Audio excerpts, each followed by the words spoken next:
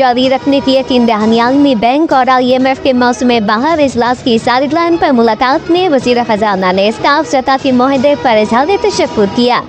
Baghdad मशी इस्तेहकाम को यकीनी बनाने के हुकूमती अज़म का यादा। मादनियात के शोबे में अमरीका के साथ ताउन जारी रखने की ख्वाहिश का इज़हार किया। वज़ीर ख़जाना मोहम्मद औरंगज़ेब ने आलमी बैंक ग्रुप के सदर अजय बांगा से भी मुलाकात की। वर्ल्ड बैंक के कंट्री पार्टनरशिप फ्रेमवर्क की अहमियत पर जोर दिया।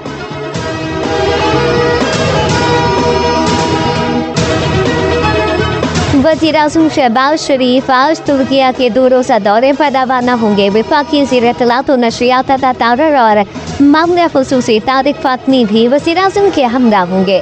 तुर्किया के सदर रजब तैयब एर्दोगान से 1-on-1 मुलाकात शेड्यूल।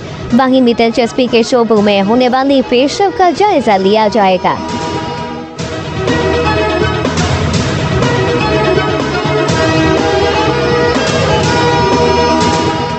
सूरज आज भी सर पर रहेगा, पारा मीटर घुमाएगा। कराची में सुबह से ही शदीद गर्मी का रात। सिंध और पंजाब में मौसम गर्म और खुश। महकमा मौसमियात के मुताबिक कश्मीर, गिलगित बल्तिस्तान और खैबर पख्तूनख्वा के चंद मकामात पर भी इम्कानात हैं।